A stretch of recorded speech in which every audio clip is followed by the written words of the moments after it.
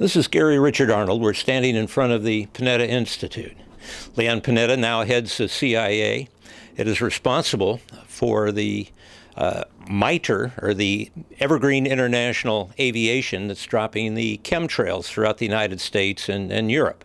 There's no way these airplanes can fly over these courses and the country without the permission of the CIA, because they're involved with borders, of course, Homeland Security, and the FAA. There's one organization that oversees all of that, and it's called MITRE, M-I-T-R-E. And it's headed by another member, a former member of the CIA, and that's James Schlesinger. This has to be understood by the people. The organization on Harvard University is called the Belfer Center. That is headed by John P. Holdren. John P. Holdren wrote the book Ecoscience, in which he advocates sterilants and even implants into women before they reach puberty.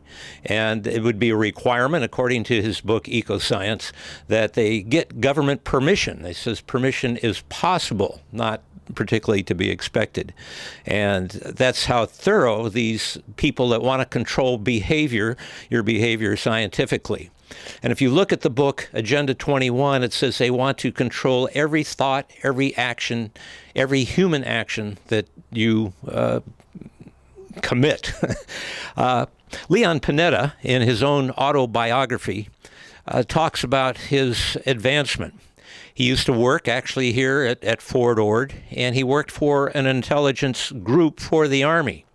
I don't know if that was the time he was recruited or if he was picked up later by the Rockefeller forces. He worked also as the assistant to Senator Thomas Kuchel. At the time, years ago, when Richard Nixon was brought in to be the vice president for Eisenhower, it left a vacancy as the U.S. Senate in the state of California. Earl Warren was the governor. Yep, that's that same Earl Warren that had the commission to cover up the killing of John F. Kennedy. When Earl Warren was governor, he appointed Senator Kuchel to be United States Senate, and that is who Leon Panetta had worked for. And we have to recall that it was Prescott Bush, who was the United States Senator from Connecticut, came to California to find somebody to run against Jerry Voorhees, who was a congressman in Orange County. Jerry Voorhees was the congressman who wrote the book Beyond Victory, which exposed the Bank of International Settlements and the fact that the Axis powers held 72% of the post-planning banking arrangements for the creation of a united Europe. At that time, Prescott Bush came to California to find somebody to run against him. He selected Richard Nixon. So Richard Nixon was personally selected by Skull and Bones. And we have here some years later, as Richard Nixon is brought into the Eisenhower administration as vice president, left a vacancy in the state of California. Earl Warren was the governor. He selected Thomas Kuchel to be the United States Senator.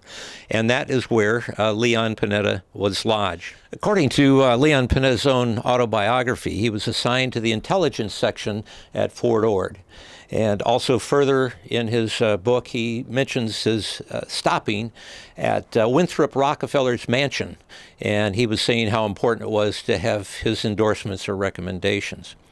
So Leon Panetta has been under the wing of the Rockefeller family for a long time. In fact, he had worked under Nixon.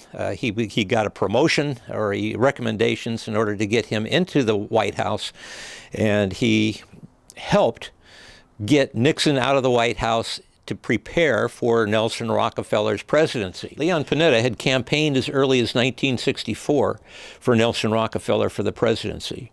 Some years later, in the 70s, he was in the Nixon White House, and he was working with Nelson Rockefeller or the Rockefeller family in order to make way for the Rockefeller presidency.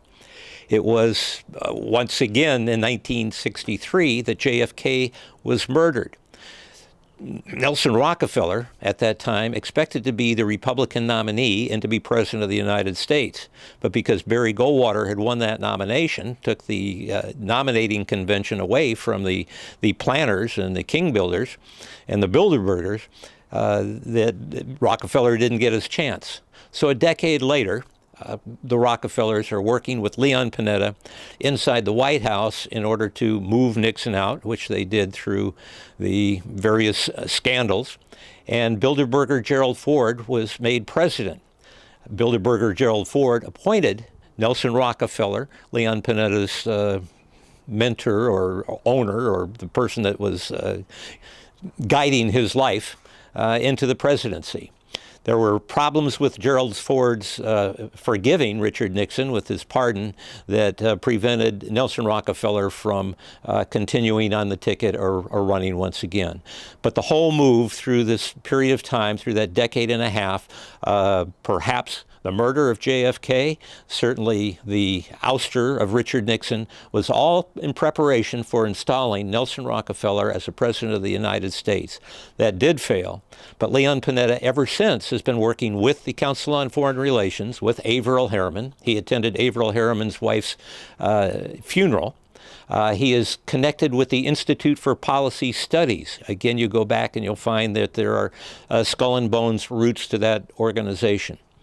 He's been involved, his present seminars, the Leon Panetta Institute provides seminars periodically throughout the year. The next seminar includes James Jones, a member of the Bilderbergers, Chris Dodd. Half of the people that Leon Panetta brings to the community, where people clap like seals and think that they've been educated, are members of the Council on Foreign Relations. They're being manipulated while under their very nose, their cities are making contracts with the World Bank. Outfits like Blackstone are purchasing their power. The monopolistic PG&E is imposing smart meters that call and watch every single device they have in their house, is monitoring them. It's outrageous. The people are dumbed down. They're being put in a position of kill. This is the official book put out by the United Nations Agenda 21, and they tell you what kind of controls they want to have over your life, and I'll read to you verbatim. I changed my glasses here.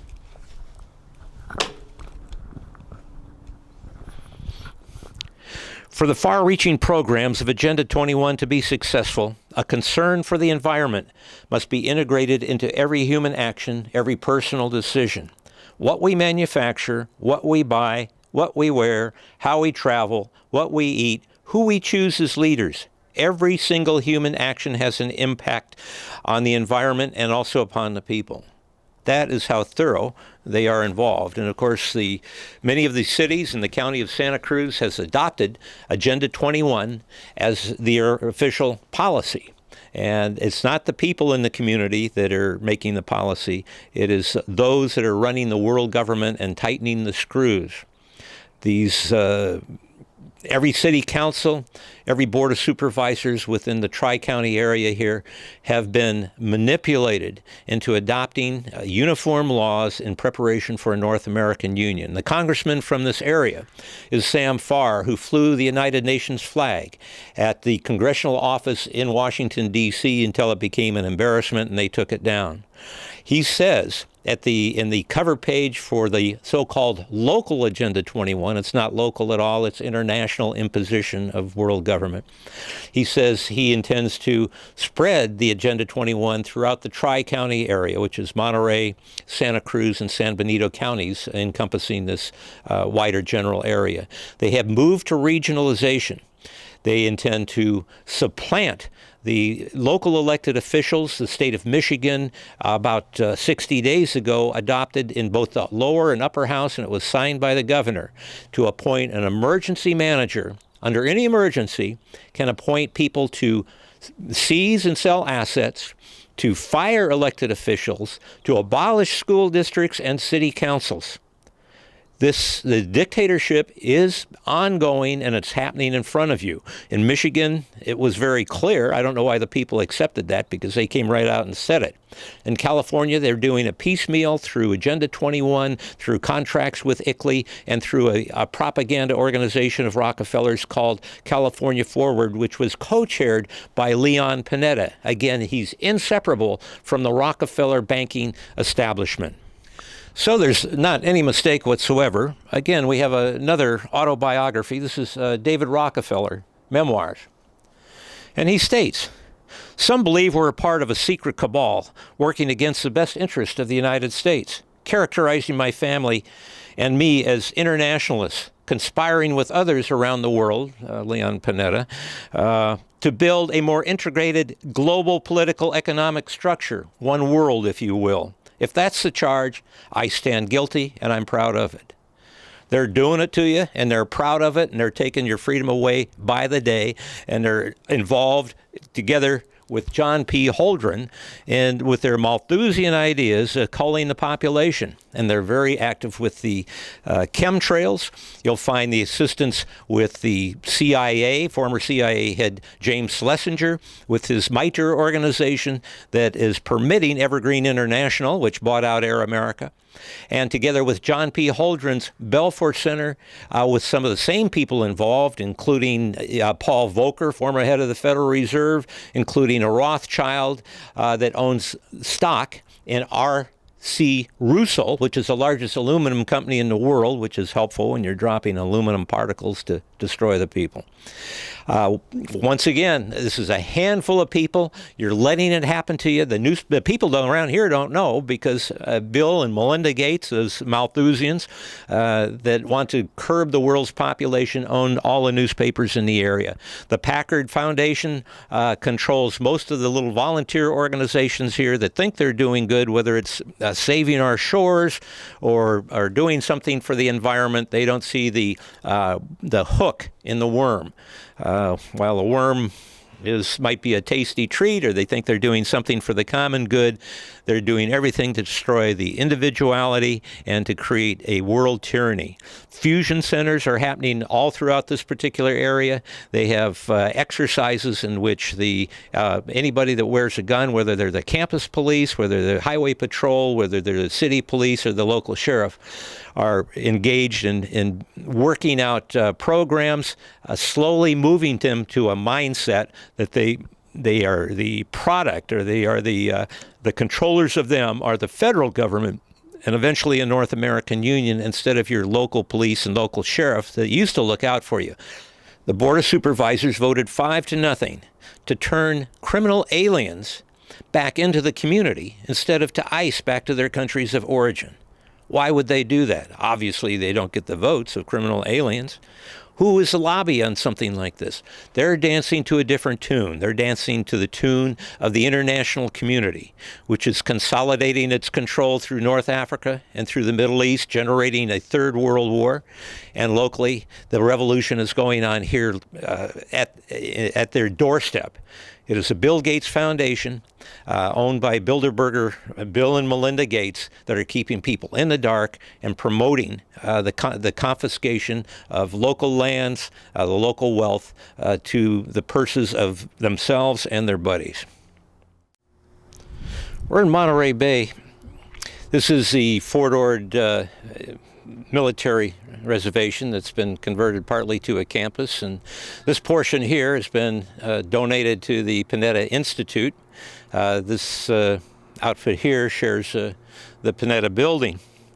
It should be remembered that Leon Panetta was co-chairman of California Forward, which is a extension of Common Cause. Now, the people that put Common Cause together were, and I'm reading from the record, the money that came from IBM, Ford, Chase Manhattan Bank, the New York Times, Kuhn Loeb and Company, David Rockefeller, Lawrence Rockefeller, Martha Rockefeller, Stephen Rockefeller, Mr. and Mrs. John D. Rockefeller. Again, as David Rockefeller said, and certainly you can believe David Rockefeller in his own memoirs, said that he's accused of being in a secret cabal with other people to install a one-world government. He said if that's the charge, he stands guilty, and he's proud of it. I think they are. And if you intend to be a free man or woman, you need to do something about it now.